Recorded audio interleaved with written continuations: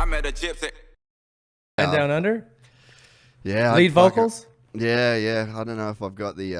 I wouldn't say I pulled it off, but it was a pretty cool trip. It was crazy to see how fast Faulkner was on a super mini, dude. I had no idea how fast it was. Like, I hadn't been to Loretta's or anything at that point, and I had no idea how fast those could go on those bikes. It was crazy shit. Like, he was probably faster than Ricky, or like as fast as Ricky.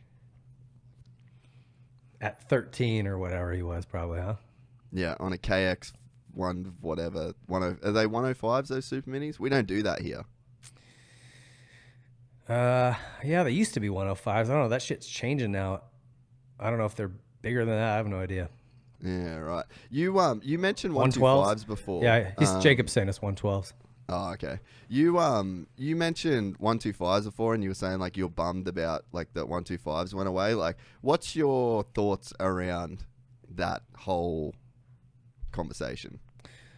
There is a conversation. Well, here's my thing, and I probably have said this about 9,000 times before, but let's go 9,001.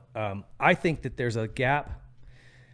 It's multifaceted. There's a gap going from a mini bike to a 250F. That is too big of a leap for most people, unless you have a massive growth spurt. You just aren't developed enough, man. A 250F still a fucking heavy bike, a lot of horsepower, and when that thing gets squirrely, to be able to wrangle that back in as a kid who just stepped off an 80, I think you're rolling some dice there. So I don't like that. That's one thing. I think that we need a bike that if a guy's looking at it, maybe he's in junior high and he's like, I want to get into motocross. What bike should I get? Like right now, he's looking at a 250F that's $6,000. Maybe you can get a used one for $45,500. That's a lot of money. How is a kid in 8th or 9th grade going to earn $5,000? Never mind, he's got to still get gear and tires and gas and all that shit. I think that if they could somehow make it sort of a spec bike where like, stop development or just throw your old 125 engine into your current 250F chassis, like however you could do it as cheap as possible. I've even told them, cut it with the Renthal bars and the Pro Taper shit. Just go back to some steel shitty bars, Changshin tires. I don't give a shit what you put on it. Bring the cost down as low as you can possibly bring it and sell 125s, right? Even if we don't, I am accepting that that's probably we're never going to race those at a pro level again. But there needs to be a class locally at local events around the world for a 125 class. And it needs to be geared towards a guy like me. I'd fucking race it. If there's a 125 class everywhere I go, that's what I'm racing. Yeah. Because I can ride that bike and there's a real good chance I'm going to be safer on that than anything else. It keeps my speed down a little bit. I can't jump crazy shit. I'm sure you've been to local tracks and you watch guys that have no business being in the air, but they can roll through a turn and just go, on a 450. And they can go 100, they can go 100 feet. That's me. And if it goes wrong at all, it goes really wrong. And they don't have the skills to pull it back and correct it. On a 125, you can't get through the turn with any kind of speed. You can't really jump that far. I mean, it's self-limiting in terms of how big you can go. So I think that it's a great bike to force you to learn fundamental skills. Technique, body positioning, clutch use, brake use. If you can't utilize those skills, if you don't have them, you will not be able to jump anything. You will not be able to go very fast. Yeah. They're fucking hard to ride. That's the bottom line. They're very hard to ride. And I just also think if they brought them back, even in limited quantities, because we've this little last several years of everybody buying them, the pool of them is depleted, man. And if you go to buy one now, like that, what you just announced in LA, that's a gem because they're hard to find. And if you find one, these people, most of them know what they have on it. Yeah. So, because now people are buying them because they want one, for one reason or another. It's not a kid going, I'd like to try motocross out, but I don't have $5,000, Yeah. Maybe, but if you could buy a used one, and I was stoked to see this, the Fantic that's running over in the GPs now. I thought, well, maybe if people like that took, because they've got just basically a copyright deal with Yamaha where they use a Yamaha engine. It's a Yamaha frame. It's a Yamaha. Yeah. Right. And they just changed a little bit of the porting and a pipe and boom, they called it something else. And here you go. I don't know how it gets done, but Oh, sorry. Keep going. I was going to say, I've screamed at the guys at Suzuki forever. Like, you guys need something. Do this. Just bring your 2-strokes back. Like, you know, at least the 125. I think it would be, you've got to consider, how are people getting into this sport? Yeah. Right. Pro racing's going great. Bike sales are great right now, but how does a guy get into like racing? A guy who doesn't, this is a blue collar sport, you know, whether you want to admit it or you don't.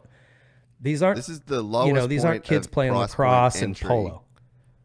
Our sport is like the lowest entry point of a motor that you can race. This would be cheaper than go-kart. Totally. And we have to be honest about that. Yeah.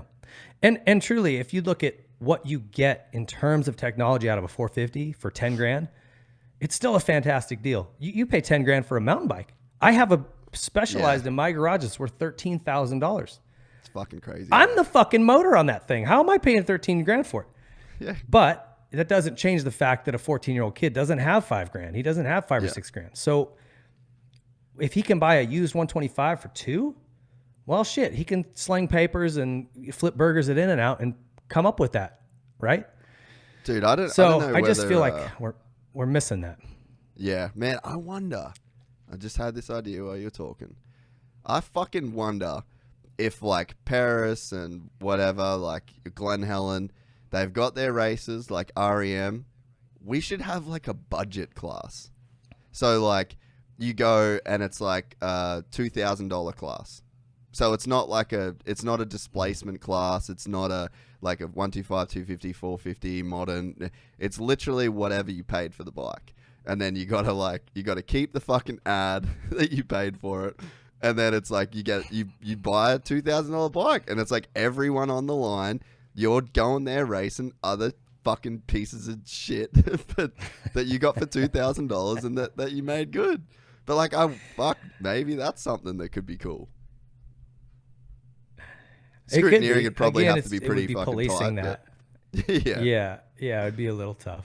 That's why, to me, the 125 thing just makes the most sense because it's already there. People already have them. You could just do beginner, intermediate, expert, and shit, or even beginner, and then do a couple age groups or something. I don't know.